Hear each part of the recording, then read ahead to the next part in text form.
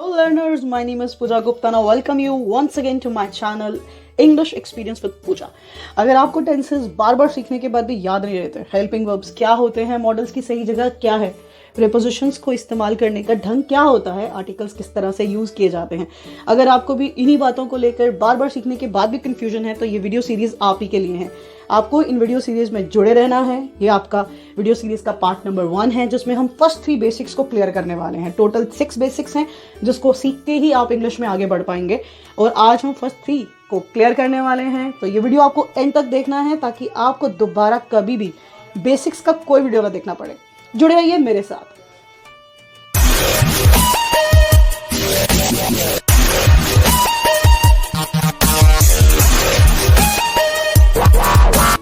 Okay guys, सो मैंने अभी आप लोगों को बताया कि 6 चीज़ें होते हैं जो आप लोगों को बहुत अच्छे से आने चाहिए ताकि आप इंग्लिश को अच्छे से बोल पाएं और लिख भी पाएं।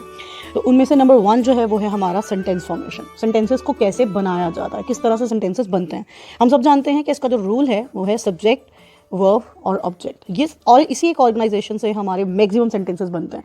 जैसे हम एक छोटा सा ले लेते हैं सेंटेंस, आई एम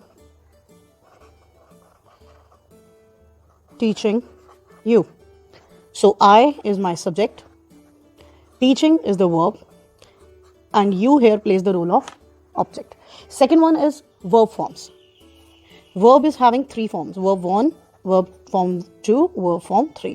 इसका एक सिंपल सा एग्जाम्पल दे दूंगी जो हमेशा सबको याद रहता है, go, went, gone. ठीक है, ये एक ऐसा वर्ब फॉर्म है जो हर एक को याद रहता है। दिस इज V1 वर्ब की first form, this is V2 and this is V3। Next देख लेते हैं, वो है हमारे पास कॉन्सोनेंट एंड वॉवल्स। ये कंसेप्ट आप बोलेंगे कि ये बताने की क्या ज़रूरत है, ये तो सबको पता है कि वॉवल्स होते हैं A, E, I, O, U। I agree with you, लेकिन अब हम सिर्फ वॉवल्स को नहीं देखेंगे जो यहाँ पे हमें अल्फ़ाबेट में मिलते हैं, हम उनके साउंड्स को भी देखते हैं। आप जब भी आर्टिकल्स पढ़ते हो और आपको लगता है कि ये कैसे हो गया, यहाँ तो ये चीज़ जो है ये तो वॉवल से शुरू हो रही है, तो फिर हम इसको कॉन्सोनेंट में क्यों लिख रहे हैं, वो सब चीज़ें मैं आपको अगले सेक्शन पे समझाऊंगी। 3 पर्सन्स इन ग्रामर, सॉरी 3 पर्सन्स। तो ग्रामर में 3 लोगों का बात होता है ऑल टाइम, ठीक है, फर्स्ट पर्सन, सेकंड पर्सन और थर्ड पर्सन। ये आपको बहुत ज़रूरी होगा जानना, तभी आपको प्रेजेंट इंडेफिनिट समझ में आएगा, ठीक है। इसके बिना आपको प्रेजेंट इंडेफिनिट समझ में कभी नहीं आ सकता है। आपको पता ही नहीं चलेगा कब मुझे येस लगाना है, कब मुझे नहीं लगाना है, वर्ब का फर्स्ट फॉर्म लगेगा या मुझे डू डज लगाना है, डू कहाँ लगेगा, डज कहाँ लगेगा, ये आपको नहीं समझ में आएगा अगर आपको ये 3 पर्सन्स इन ग्रामर की नॉलेज नहीं होगा। नेक्स्ट कंसेप्ट हमारे पास है डिग्री ऑफ कंपैरिजन। कंपेयर करने के लिए जो डिग्री का इस्तेमाल करते हैं वो होता है डिग्री ऑफ कंपैरिजन। सिंपल, इसके लिए भी मैं एक ऐसा वाला ही आपको एग्जाम्पल दूंगी, गुड, बेटर एंड बेस्ट। अब देखो, ये इसका मतलब है अच्छा, इसका मतलब इससे बेहतर, और ये है सबसे अच्छा। जैसे आप बोलते हो he is a good friend of mine but I find Rohan is better than Shyam. बेहतर 2 का कंपैरिजन कर रहे हो, इसीलिए डिग्री ऑफ कंपैरिजन कहते हैं, ठीक है। यहाँ पे आपने 2 लोगों का कंपेयर किया आपस में। और बेस्ट हो गया सुपरलेटिव डिग्री, जिसका कोई कंपैरिजन नहीं है। जैसे आप एक बंदे को ही अपना बेस्ट फ्रेंड बोलते हो, he is my best friend, तो इसके बाद कोई कंपैरिजन का चांस नहीं है, इसके बाद उसके अंदर कोई भी खामी है वो नहीं है। जो नेक्स्ट कंसेप्ट है हमारा वो है सिंगुलर और प्लूरल्स का, ठीक है। ये भी बहुत सिंपल सा कंसेप्ट है और यहाँ पे भी आपको लगेगा कि इसको जानना क्यों ज़रूरी है। देखिए गाइस, पार्ट्स ऑफ स्पीच जो है ना, उसके बिना इंग्लिश सीखना इम्पॉसिबल है, ठीक है। और हम देखते हैं कि जब भी आप इंग्लिश स्पीकिंग के लिए जाते हो तो डायरेक्टली टेंसेस से शुरू कर दिया जाता है। आपको टेंसेस समझ में आ ही नहीं सकते बिना इन कंसेप्ट्स के, ठीक है। और इनको इसीलिए मैंने कहा कि आपको बेसिक्स पहले करना पड़ेगा। पहले आपको एक एक बेसिक को अच्छे से खोलकर समझना पड़ेगा, सिर्फ तब जाके आपको टेंसेस याद भी रहेंगे और आपको उनको क्राम भी करने की कोई ज़रूरत नहीं रहेगी। क्राम करने की ज़रूरत सिर्फ तब पड़ती है जब आपको उनके बेसिक्स की नॉलेज ही नहीं है। अगर आप इन बेसिक्स को अच्छे से पढ़ लेंगे तो आपको उन्हें लर्न करने की ज़रूरत पड़ेगी ही नहीं।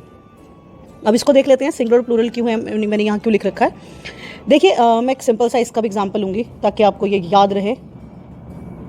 देखिए, मैंने यहाँ पे 4 वर्ड्स लिखे हैं, ठीक है, MAN, MEN, MANS, MENS, ठीक है। आपने काफ़ी सारे टीचर्स को भी इवन मैंस और मेंस बोलते हुए देखा और सुना भी होगा, इवन वो लिख भी देते होंगे अपने कहीं ना कहीं नोट्स में। तो प्रॉब्लम क्या रहती है कि ना तो ये एक वर्ड है और ना ही ये एक वर्ड है, ये सिंगुलर है और ये उसका प्लूरल फॉर्म, बस। Mans is not a word, mens is not a word. Same हम वुमेन देखते हैं, लोग काफ़ी सारे स्टूडेंट्स को मैंने एक्चुअली ऑब्जर्व करा है, वो वुमेन्स बोलते हैं प्लूरल फॉर्म में। वुमेन की प्लूरल फॉर्म को वुमेन्स बोलते हैं। इट इज़ वुमन, वू, और ये जो है WOMEN वाला, ये है वीमेन, इसका प्रोनाउंसिएशन। ठीक है, वुमन, विमेन। वुमन मतलब एक औरत, विमेन मतलब बहुत सारी लेडीज़। ठीक है, ये हमारा बेसिक चार्ट है। अब हम इसको वन बाय वन हर एक कंसेप्ट को उठाकर समझने की कोशिश करेंगे। गाइज, अगर आपको चाहिए कि आपको टेंसेस प्रॉपर्ली आ जाएं, वापस आपको कभी ग्रामर के बेसिक्स के बारे में बात ना करना पड़े, ये वीडियो आपको एंड तक ज़रूर देखना है। सिर्फ तभी आप इन बातों को समझ पाएंगे और आपको कभी भी टेंसेस को याद करने की नीड नहीं होगी। आपको इसको पूरा देखना है ताकि आप इसको अच्छे से समझ पाएं कि सेंटेंस फॉर्मेशन क्यों ज़रूरी है टेंसेस के लिए या फिर ग्रामर के किसी भी पोर्शन के लिए। कॉन्सोनेंट वॉवल्स की कंफ्यूजन क्यों होती है, जिसकी वजह से आपको आर्टिकल समझ में नहीं आते, इवन अगर आप उनके रूल्स को क्रैम कर लेते हो फिर भी नहीं आते। कॉन्सोनेंट और वॉवल एक सिंपल सा कंसेप्ट है, बचपन से पढ़ते आ रहे हो। AEIOU के सामने एन लगा दो, बाकी सबके सामने ए लगा दो, कोई भी डेफिनेट चीज़ हो रही है तो द लगा दो। ऐसा नहीं होता है। द का जो यूज़ है उसके भी काफ़ी सारे यूसेजेस हैं। उनको कहाँ आर्टिकल्स को लगाना उतना इंपॉर्टेंट नहीं है जितना उसका ओमिशन इंपॉर्टेंट है। ठीक है, कहाँ कहाँ आर्टिकल को लगाना है ये भी इंपॉर्टेंट है, लेकिन उससे ज़्यादा इंपॉर्टेंट ये है कहाँ कहाँ कोई भी आर्टिकल नहीं लगेगा। ये मैं आपको आर्टिकल समझाते वक्त बताऊंगी। Degree of comparison 3 persons in grammar मैंने बता दिया, इनके बिना आपको टेंसेस समझ में नहीं आते। सिंगुलर प्लूरल के बिना प्रेजेंट इंडेफिनिट क्लियर नहीं होगा। ठीक है, हमारा degree of comparison 3 persons in grammar और सिंगुलर प्लूरल, ये 6 कंसेप्ट्स ऐसे हैं जिनको आपको सीखना ही पड़ेगा ताकि आप अच्छे से ग्रामर की बिगनिंग कर पाएँ, टेंसेस को लर्न कर पाएँ। लर्न नहीं करना है एक्चुअली, टेंसेस आपकी लाइफ का एक हिस्सा बन जाएं, आपको उन्हें क्रैम करने की बिल्कुल भी जरूरत ना पड़े। आपको ऑटोमेटिकली समझ में आए यहाँ पे ये टेंस आएगा, यहाँ पे ये टेंस आएगा, ये बात इस वक्त की हो रही है। तो ये सब समझने के लिए you have to go through them. ये वीडियो कंप्लीट देखना है आपको ताकि आपको ये वीडियो और या फिर कहीं पे भी और दोबारा कुछ ना देखना पड़े regarding to the basics of English. Okay guys, तो चलते हैं हमारे बेसिक्स की तरफ और अंडरस्टैंड करते हैं कि ये क्यों इंपॉर्टेंट है आपकी ग्रामर के लिए। तो हम बेस नंबर 1 से स्टार्ट करेंगे, बेसिक नंबर 1 से स्टार्ट करेंगे, जो है सेंटेंस फॉर्मेशन। राइट, तो सेंटेंस फॉर्मेशन सिंपली जैसे कि आपको नाम बता रहा है कि सेंटेंसेस को कैसे बनाया जाता है। ठीक है, सेंटेंसेस कैसे बनाए जाते हैं, कैसे हम लोग सेंटेंसेस को लिख सकते हैं, ये हमें बताता है सेंटेंस फॉर्मेशन। तो सेंटेंस फॉर्मेशन का रूल बिल्कुल सिंपल है। इसका रूल जो हमने पीछे डिफाइन भी किया, डिस्कस करा था, वो क्या था? Subject plus verb plus object. ठीक है, ये इसका रूल है। दुनिया का हर एक सेंटेंस ऐसे ही बना है। अब हम एक सिंपल सेंटेंस लेते हैं जो आप सब लोग बचपन से बोलते आ रहे हो, मैं यही वाला लेने वाली हूँ। ठीक है, I am going to the market. आप लोग ये लाइन तो कभी भी गलत नहीं बोलते हो क्योंकि इसको आपने बहुत अच्छे से रटा हुआ है। ठीक है, क्रैम किया हुआ है। तो चलते देखते हैं कि ये रूल के साथ कैसे टैली हो रहा है। आई वो इंसान है जिसके बारे में बात हो रही है, तो सब्जेक्ट यूजुअली हमारा नाउन ही होता है। तो नाउन क्या होता है? कम ऑन, नाउन को सिंपल समझ लेते हैं, नेम। ठीक है, नाउन का मतलब है नेम, पर्सन, प्लेस, थिंग, कुछ भी जिसका नाम है हमारे पास वो नाउन होता है। सब्जेक्ट यूजुअली नाउन होता है, लेकिन प्रोनाउन भी हमारा सब्जेक्ट होता है। ठीक है, चलो इसमें मैं अभी नहीं जाती, इसको छोड़ो, आप अभी यहाँ आ जाओ। सब्जेक्ट जिसके बारे में बात हो रही है। वर्ब मैंने आपको पिछली शीट में बताया था, किसी भी काम होने को हम लोग वर्ब कहते हैं। तो ये हमारा V1 है, यानी कि वर्ब का फर्स्ट फॉर्म, और इसका सिंपल हिंदी में मीनिंग हो गया काम।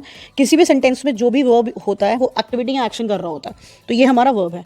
हम कहाँ जा रहे हैं? हम मार्केट में जा रहे हैं, ये है हमारा ऑब्जेक्ट। अब हमारे पास 3 एक्स्ट्रा वर्ड्स हैं, एम, टू और द। इनके बारे में हमें कुछ नहीं पता क्योंकि सेंटेंस में कहीं पे भी ये नहीं आ रहे, और वर्ब की और हमारा जो सेंटेंस फॉर्मेशन का रूल है वो भी इनके बारे में हमें कुछ नहीं बता रहा। अब ये देख लीजिए, ये जो इज एम आर है इसे हम हेल्पिंग वर्ब कहते हैं, हेल्पिंग वर्ब। ये जो हमारा सेंटेंस में रहता है V1 जो फॉर्म रहती है, इसको हम अपना मेन वर्ब बोलते हैं। तो मेन वर्ब को सपोर्ट करने वाले को हेल्पिंग वर्ब कहा जाता है। यही helping verb is am are होता है, वॉज वर होता है, हैज़ हैव होता है, हैड होता है, हैड बीन होता है, ये सब जो होते हैं हमारे हेल्पिंग वर्ब्स होते हैं। टू जो है वो प्रीपोजिशन की फैमिली से आता है। ठीक है, प्रीपोजिशन की फैमिली से आता है। और टू और ये जो लास्ट वाला है हमारे पास द, ये आर्टिकल्स हैं। तो अगर आपको एक अच्छा इंग्लिश स्पीकर बनना है और आप चाहते हो कि आप अच्छी इंग्लिश में लिख पाओ, तो एटलीस्ट आपको ये कंसेप्ट्स आने चाहिए। Tenses, articles, conjunctions, modals and prepositions. कम से कम आपको ये 5 कंसेप्ट बहुत अच्छे से क्लियर होने चाहिए, आपको पूरी कमांड होनी चाहिए इनके ऊपर, सिर्फ तब आप बेसिक इंग्लिश बोल पाओगे। ठीक है, और उसके बाद हम वोकैबुलरीज की बात करते हैं, कंडीशनल क्लॉजेस वगैरह की बात आ जाती है, उसके बाद बहुत सारी चीज़ें ग्रामर में, बट ये जो है वो सबसे ज़्यादा बेसिक है। आपको ये आना ही चाहिए अगर आपको इंग्लिश में बात करनी है तो। ठीक है, चलिए अब हम सेकंड पे चलें, ये हमारा रूल है, आपको याद रखना है। ठीक है, सेकंड पे चलते हैं। अब हम बात कर लेंगे वर्ब फॉर्म्स की। जैसे मैंने आपको लास्ट शीट पे बता दिया था कि वर्ब के 3 फॉर्म्स होते हैं, वर्ब 1, वर्ब 2, वर्ब 3। वापस वही लिख रही हूँ ताकि आपको याद रहे, गो, वेंट, गॉन। गाइज मेरे चैनल को सब्सक्राइब करना बिल्कुल मत भूलिएगा, ये बहुत ज़रूरी है ताकि आप मेरे साथ इस वीडियो सेक्शन के थ्रू इंग्लिश को मास्टर कर पाएँ। It's very important for you to go through with all the kind of videos I'm going to upload very soon. So that's the only way to you can learn English. Guys, listen to me. आपको कहीं भी किसी और video में या फिर कहीं भी किसी और चैनल में जाने की जरूरत नहीं पड़ेगी. You'll be getting each and everything here. I'll be uploading English interviews. I'll be uploading movie stories. I'll make you learn through stories. I'll give you all the kind of grammatical proportions. आपको एक ही video में एक ही channel में सब कुछ मिल जाएगा.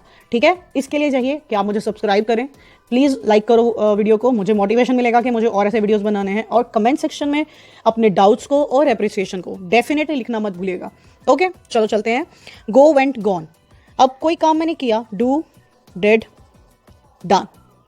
लिखा, मैंने कोई खत लिखा, राइट, रोट एंड रिटन। ठीक है, ये वर्ब के फॉर्म्स हैं, इनको लर्न करना पड़ता है। इसका आपके पास कोई शॉर्टकट नहीं होगा, आपको वर्ब के फॉर्म्स को लर्न करना पड़ेगा। और वर्ब के फॉर्म्स के बिना इंग्लिश बोल पाना इम्पॉसिबल। डायरेक्टली वो कैब पे जंप करने का कोई मतलब नहीं है अगर आपको वर्ब फॉर्म्स नहीं आते। आपको छोटी बातें नहीं पता, जैसे अगर मैं यही ले लूँ कि उसने कपड़े धो दिए, तो वॉशिंग कपड़े धोने को बोलते हैं, ये नहीं पता आपको, तो अब आप उसमें बोल दो कि उसने कॉस्ट्यूम्स धो दिए या उसने मेरा इंटायर वार्डरोब धो दिया, उससे कोई फ़र्क नहीं पड़ता है। ठीक है, चलो आज के लिए जो थर्ड कंसेप्ट है और हमारा लास्ट कंसेप्ट है, क्योंकि हम 2 पार्ट्स में इस वीडियो को करने वाले हैं, तो ये पार्ट 1 है। ठीक है, तो आज के लिए जो लास्ट कंसेप्ट है वो हमारा थर्ड कंसेप्ट है। इसमें मैं आपको लेने वाली हूँ 3 पर्सन्स इन ग्रामर। 3 पर्सन्स इन ग्रामर। तो चलिए गाइस, इसको देख लेते हैं। First person, second person and third person. हमारे पास इन 3 पर्सन्स के बारे में बात करना ज़रूरी इसलिए हो जाता है क्योंकि इसके बिना टेंसेस में जो प्रेजेंट इंडेफिनिट रहता है वो आपको कभी समझ में नहीं आएगा जब तक आपको ये नहीं आता होगा। ठीक है, प्रेजेंट इंडेफिनिट और 3 पर्सन्स इन ग्रामर ये आपस में इंटरकनेक्टेड हैं। जब तक आप इन दोनों को इसको इतना अच्छे से नहीं समझ लेंगे, उसको लर्न नहीं कर लेंगे, प्रेजेंट इंडेफिनिट आपको नहीं आएगा। ठीक है, तो इसीलिए हमें ये करना बहुत ज़रूरी है। सिंपल सी बात होती है, प्रेजेंट सीधी सी बात है। फर्स्ट पर्सन वो होता है जो बात करता है, जो टॉक कर रहा है, या फिर जिसके बारे में बात हो रही है, about whom we are talking about. ठीक है, वो हमारा फर्स्ट पर्सन है। इस वक्त मैं बात कर रही हूँ, मैं फर्स्ट पर्सन हूँ, आई। अगर मैं आपसे कहती हूँ we should go for a movie, we should go for a movie, तो ये वी में आई भी तो इंक्लूडेड है, इसीलिए आई और वी दोनों हमारे फर्स्ट पर्सन हो जाते हैं। सेकेंड पर्सन होता है जो सुनता है, आप इस वक्त मेरी बातें सुन रहे हो, you people are listening to me. ठीक है, इसीलिए आप कौन बन जाते हो, आप बन जाते हो सेकेंड पर्सन। ठीक है, तो जो सुनता है वो second person, you. And apart then these 3, a, I, we and you, हर एक चीज़ आपकी थर्ड पर्सन में फॉल कर जाती है। वो किसी का नाम हो, किसी जगह का नाम हो, किसी इंसान का नाम हो, किसी चीज़ का नाम हो, कुछ भी वो इसमें फॉल कर जाता है। ठीक है, आई होप आपको ये तीनों चीज़ें समझ में आ गए होंगे। बाकी के 3 कंसेप्ट मैं वीडियो पार्ट नंबर 2 में अपलोड करूँगी। आई रियली होप कि आप इसको समझ पा रहे हो। अगर नहीं समझ पा रहे हो तो जो भी आपके सजेशंस हैं वो बहुत ज़्यादा वेलकम्ड हैं।